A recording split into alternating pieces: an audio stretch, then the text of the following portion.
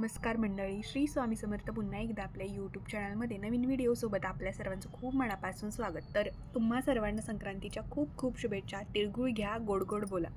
तर आज होता पुरणपोळीचा स्वयंपाक, त्यामुळे स्वयंपाकाला थोडा वेळ लागणार होता. त्या अगोदर दुर्वांशला छानपैकी शिरा बनवून दिला. म्हटलं एकदा पोट भरलं की मग सारखं सारखं टेन्शन आहे. त्यानंतर डाळ शिजायला घातली आणि सगळा स्वयंपाक दोघींनी मिळून बनवून घेतला. त्यानंतर आमच्याकडे खूप बायका आल्या होत्या, कारण माझ्या सासूबाईंना खूप छान चुडे घालता येतात. त्या खूप छान आणि पटकन घालतात आणि टिकतात पण त्यांनी घातलेले चुडे. त्यासाठी चुडे घालून घेतले मी पण आणि त्यांनी पण. त्यानंतर जे आपल्याला ताट बनवायचं होतं संक्रांतीसाठी, ते बनवून घेतलं. मुहूर्त 3 नंतर असल्यामुळं निवांत सगळं आवरून घेतलं आणि आम्ही दोघी पण छानपैकी रेडी झालो आणि त्यानंतर गेलो मंदिरात ओवसण्यासाठी. सगळ्यात अगोदर आम्ही इथं राम मंदिरात आलेलो होतो. तर संक्रांतीचा मुहूर्त 3 नंतर होता ना, त्याच्यामुळे ना सगळ्या बायका एकदमच घराबाहेर पडल्या होत्या 3 नंतर असल्यामुळं. त्यामुळे मंदिरात एवढी गर्दी होती की त्याला प्रमाणच नव्हतं. लाईनला खूप वेळ उभं राहावं लागत होतं आणि 3 ते 5 एवढ्या 2च तासामध्ये काहीतरी ओवसायचं होतं. त्यामुळं ॲट अ टाईम सगळ्या महिला एकदम घराच्या बाहेर पडल्यामुळं ओवसायला खूप उशीर म्हणजे लागला होता आणि गर्दी असल्यामुळं. त्यानंतर छान पहिल्यांदा आम्ही राम मंदिरात छान ओवसून घेतलं. तर आमच्याकडे असं प्रत्येक मंदिरात जाऊन वसायची पद्धत असते. काही ठिकाणी वेगळी पद्धत असते. माझ्या माहेरी एकाच मंदिरात बसून सगळेजण वसतात. पहिले देवांना वसतात, त्यानंतर एकमेकींना वसून घेतात. पण इकडे आमच्याकडे जेवढी काही आमच्या गावात मंदिरं आहेत, जसं की राम मंदिर, शंकराचं मंदिर किंवा विठ्ठल रुक्माईचं मंदिर, असं तर प्रत्येक मंदिरात आपण जाऊन तिथं हळदी कुंकू लावून वसून घ्यायचं असतं. आणि सगळ्या मंदिरात वसून झाल्यानंतर मग 5 बायकांना ओसून आपले खण बदलून घ्यायचे असतात आणि मग त्यानंतर घरी यायचं असतं. तर ॲट अ टाईम खूप सगळ्या बायका आम्ही एकदमच सगळे बरोबर गेलो होतो. आणि काही वेळेला काय होतं मग, लवकर मुहूर्त असला की काही बायका सकाळच्या ओसून येतात. काही ज्याच्या त्याच्या सोयीनुसार, ज्याच्या त्याच्या टाईमनुसार. लहान मुलं असल्यावर एक अगोदर जाऊन ओसून येतं, मग दुसरं असं असतं. पण एक एक टाईम असल्यामुळं ॲट अ टाईम सगळे जाऊन वसून आले. त्यानंतर आमच्याकडं 5 किंवा 7 बायकांना खण बदलायचे असतात. तर सगळ्यात अगोदर सासूबाईंनी हळदी कुंकू लावून खण बदलून घेतले आणि त्यानंतर मग मीही 5 बायकांना हळदी कुंकू लावून खण बदलून घेतले. तर खरे संक्रांतीची मज्जा ही गावाकडंच असते, कारण आपल्याला सगळ्या परंपरा, रीतीभाती किंवा काही जे काही रूल्स आहेत त्याबद्दलचे ते आपल्याला माहीत पडतात. आणि तसं तिकडे असल्यावर नाही, म्हणजे काही आपल्या रूढी आहेत जुन्या त्या. तसं इकडं असल्यावर सगळं अनुभवता येतं किंवा शिकता येतं वेगळं काही असेल तर. आणि त्यामुळं नेहमी दर संक्रांतीला मी गावाकडे यायचा प्रयत्न करते, यासाठीच की आपल्याला त्यातून काही चांगले अनुभव मिळत असतात, शिकायला काही काही गोष्टी मिळत असतात. दरवर्षी वेगळं काही असं. आणि छान वाटतं गावाकडे आल्यावर. सगळ्या आपल्या जवळच्याच आपल्याच रिलेटिव्हमधल्या सगळ्या बायका अशा मंदिरात येतात आणि सगळ्यांची गाठभेट पण होते त्या निमित्तानं. आणि खूप छान वाटतं आणि खूप छान वाटलं. तो संक्रांतीचा दिवस तर कसा गेला ते पण कळलं नाही. म्हणजे एवढं छान सगळ्यांनी मिळून मिसळून असं छान सण साजरे केले जातात गावाकडं. प्रत्येकच सणाला याच नाही तर प्रत्येकच सण हे एकदम मिळून मिसळून साजरे होतात. त्यानंतर बाकीच्याही बायकांनी आपले खणी एक्सचेंज करून घेतले. त्याचबरोबर काही बायकांनी विडेही घेतले.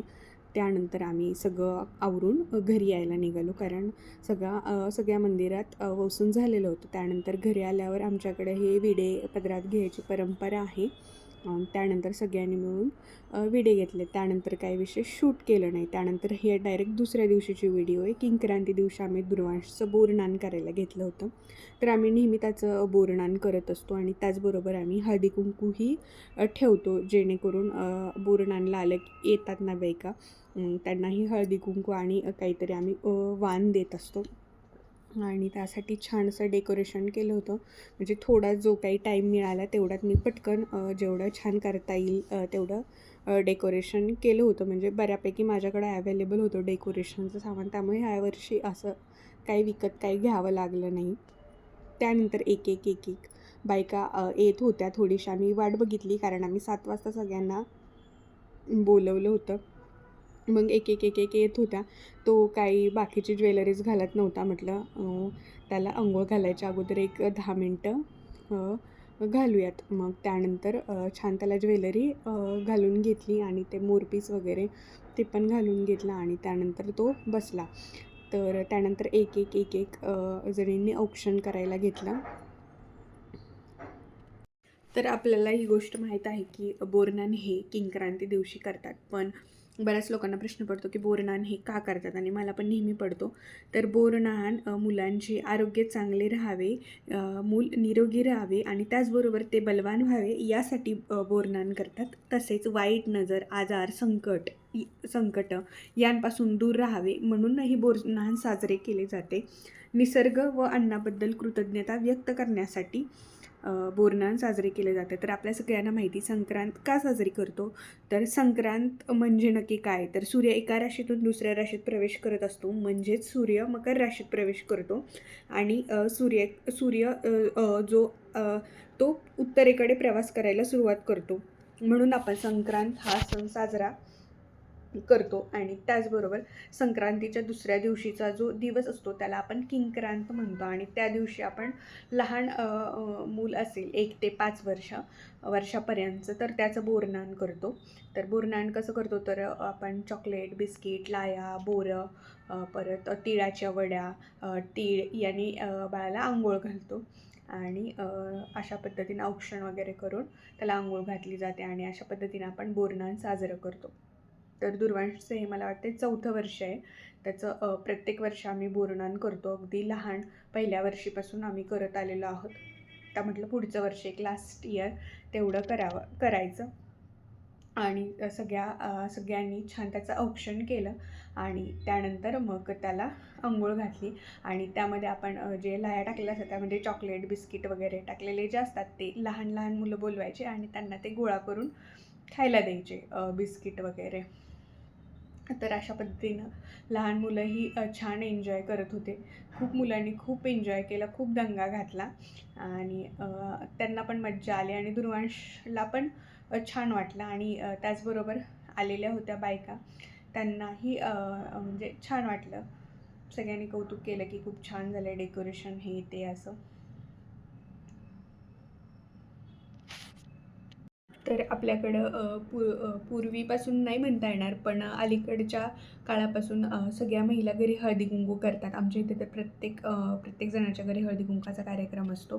त्यामुळं आम्हीही आमच्याकडे हळदी-कुंकाचा कार्यक्रम ठेवला होता. हळदी-कुंकवामध्ये हळदी-कुंकू लावायचं, पान, सुपारी, तिळगूळ द्यायचं आणि वाणासाठी काही ज्या घरात उपयोगी पडणाऱ्या काही वस्तू असतील त्या आणायच्या आणि त्या प्रत्येक महिलेला द्यायच्या. तर तसंच आम्हीही हळदी-कुंकू ठेवलं होतं. मग प्रत्येकाला पुढं मम्मींनी हळदी-कुंकू लावलं आणि मी मागं मस्तपैकी पान, सुपारी आणि त्याचबरोबर पान, सुपारी आणि वाणाची वस्तू दिली.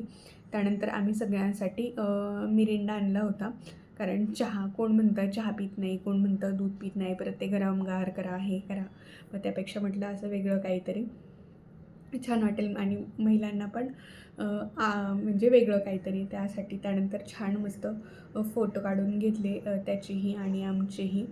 तर अशा प्रकारे खूप छान कार्यक्रम पार पडला बोरनानचा.